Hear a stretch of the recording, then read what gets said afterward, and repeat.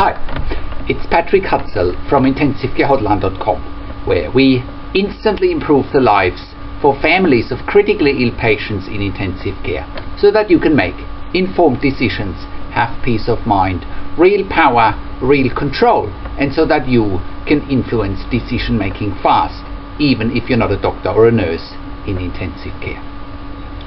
This is another episode of Your Questions Answered, and in last week's episode I answered another question from our readers, and the question last week was: my 54-year-old husband went into cardiac arrest and he sustained an anoxic brain injury. At first he wasn't waking up, but now he's improving. What's next? You can check out the answer to last week's question by clicking on the link below this video. In this week's episode of Your Questions Answered, I want to answer another question we are getting quite frequently from our readers, and the question this week is: what are the side effects of an induced coma? Many people who come and visit our website come here because they have a loved one critically ill in intensive care, and their loved ones most of the time are in an induced coma. Besides our readers, listeners and viewers asking other questions related to induced coma, such as what is an induced coma and why is my critically ill loved one in an induced coma, other questions they tend to ask are: how long does it take to wake up after an induced coma? And other questions they're asking is: how long can you keep a critically ill patient in intensive care in an induced coma? And I've linked to all the answers of these questions in the written version of this blog below the video. So you can check the answers out to those questions if you're clicking on the links below this video. But on top of that, our readers, viewers and listeners also want to know about the side effects of an induced coma. And of course you want to know about it. When your loved one first gets admitted to intensive care and is in an induced coma and on a ventilator or breathing machine for their critical illness, families often tell us that they don't recognize their critically ill loved one anymore. The drastic changes that occur when going from a healthy person to a person who's critically ill and in an induced coma are rather confronting, and people who come to our website want to know about the side effects of an induced coma. So side effects of an induced coma can vary slightly, and it all depends on the length of the induced coma, and it also depends on the drugs being used. A short-term induced coma can have little to no side effects, and a short-term induced coma is usually anything less than 72 hours. Side effects of an induced coma may also vary depending on age, as well as any existing pre-medical history.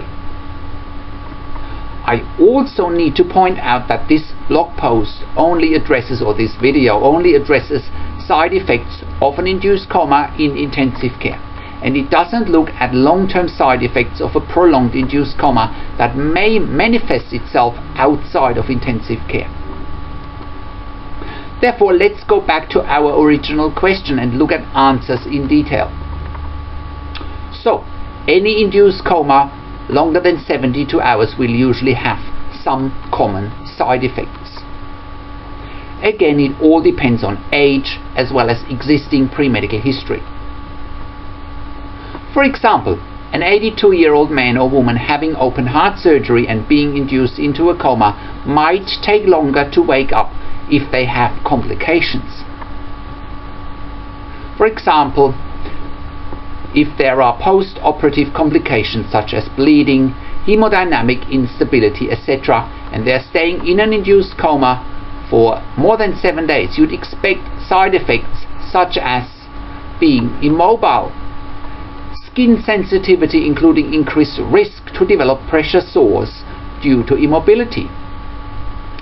Other common side effects might be nightmares and visual disturbances, or confusion, delirium, reduced muscle tone and deconditioning, dizziness, nausea, vomiting, headaches, constipation, addiction to sedative drugs such as midazolam, or addiction to opiate drugs such as morphine or fentanyl, and also the inability to be weaned off the ventilator with increased likelihood for tracheostomy. So most critically ill patients in intensive care who come out of an induced coma are not in a position to get out of bed and get mobilized quickly. It takes time to wake up, and waking up is often a gradual process and doesn't happen straight away. Other side effects of an induced coma are also dependent on the drugs being used. For example, in an induced coma, sedatives such as propofol or dipravan, or midazolam or Versed are being used to put a patient asleep. Furthermore, opiate drugs, which are strong painkillers such as morphine or fentanyl, are being used as well to induce people into a coma. Sedatives and opiate drugs have side effects such as hypotension, which is low blood pressure, mainly in propofol, respiratory depression or hypoventilation, and again addiction, mainly in midazolam or Versed, as well as morphine and fentanyl.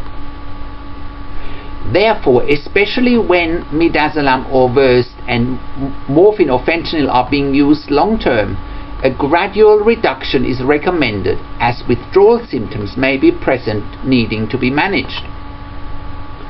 Withdrawal from sedatives and or opiates can be managed by slowly reducing them, as well as by using clonidine. You may also want to check out an ebook that I wrote, the 10 answers to the 10 most frequently asked questions when your loved one isn't waking up after an induced coma. Again, I'll put a link to the ebook below the video. Let's quickly look at paralyzing agents as well. Sometimes in an induced coma, critically ill patients also require to be temporarily paralyzed. This is due to the necessity of sometimes having to completely paralyze a critically ill patient. In some cases, despite heavy sedation and strong painkiller use, critically ill patients are unable to be ventilated during the induced coma, and therefore they may require muscle relaxants, paralyzing agents to become completely immobile and tolerate ventilation therapy. This should be a last resort, even though muscle paralysis is temporarily used when patients are intubated. Intubation is the insertion of a breathing tube and then therefore induced into a coma. It's simply that sometimes an induced coma with sedation, such as propofol or midazolam, as well as morphine or fentanyl, may not be sufficient for a critically ill patient to tolerate all the interventions that are needed for therapy. Sometimes muscle paralysis is also necessary when critically ill patients are being proned, on ECMO, receiving therapeutic hypothermia, or are having asthma or COPD because of the stiffness of the lungs and the inability to ventilate. As a rule of thumb, paralyzing a critically ill patient should be minimized as much as possible due to the risk factors such as the complete immobility. The longer a critically ill patient is paralyzed, sedated and ventilated, the longer it usually takes to wake up after the induced coma, and the longer it takes to be weaned off the ventilator and have the breathing tube removed. Now, let's also quickly look at ICU psychosis. Other issues and side effects after a prolonged induced coma and heavy use of sedatives such as propofol, midazolam or Versed, as well as strong painkillers such as morphine and fentanyl, are what is often being referred to as ICU psychosis or ICU delirium. ICU psychosis or ICU delirium is a side effect of a prolonged induced coma as well, and it's also a side effect of stress, sleep deprivation, continuous noise, continuous light levels, lack of orientation, pain, and cumulative sedation and analgesia, and analgesia stands for pain relief. Symptoms of an ICU psychosis are often showing up as extreme excitement, anxiety, restlessness, hearing voices, clouding of consciousness, hallucinations, nightmares, paranoia, disorientation, agitation, delusions, abnormal behavior, fluctuating level of consciousness, which include aggressive or passive behavior as well. In short, patients become temporarily psychotic. The symptoms vary greatly from patient to patient. The onset of ICU psychosis is usually rapid and is upsetting and frightening to the patient and family members. First steps to treat ICU psychosis are usually to reorient a critically ill patient and also to try and get patients back to a regular day and night rhythm. Antipsychotic agents such as olanzapine, Seroquel or haloperidol may help as well. Often ICU psychosis disappears when patients are being discharged to a hospital ward. The strange and unusual combination of intensive care treatment, prolonged induced coma, prolonged critical illness, the noise levels, the lack of sleep, the constant disturbances, etc. put long-term ICU patients at increased risk to develop ICU psychosis. I hope this helps and clarifies the side effects of an induced coma. See you next week. So, how can you become the best advocate for your critically ill loved one, make informed decisions, get peace of mind, control, power and influence quickly whilst your loved one is critically ill in intensive care?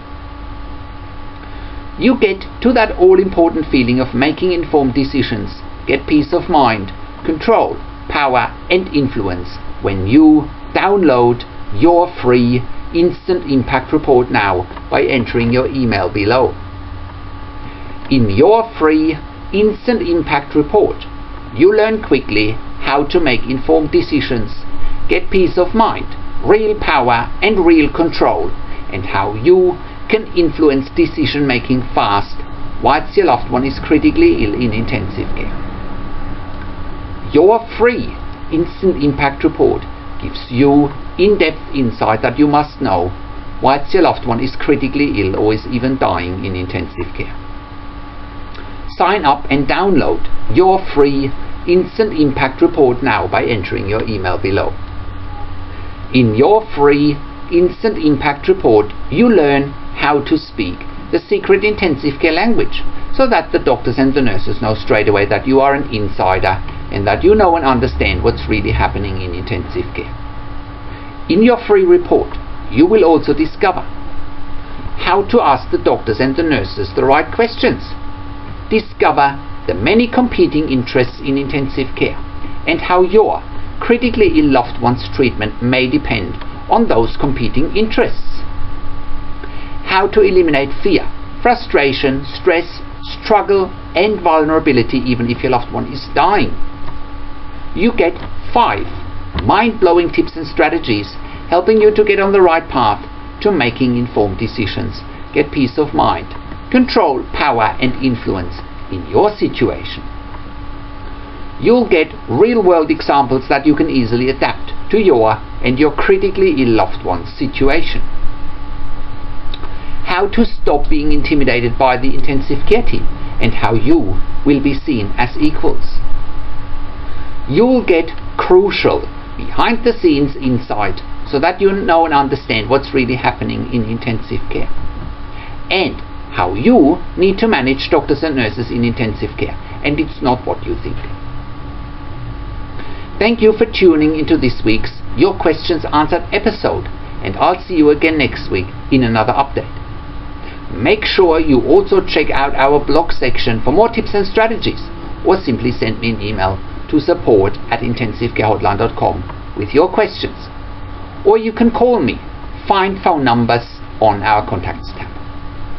Also, check out our ebook section where you get more ebooks, videos and audio recordings, and where you can also get one-on-one counselling and consulting with me via Skype, over the phone or via email by clicking on the tabs on the top of the website.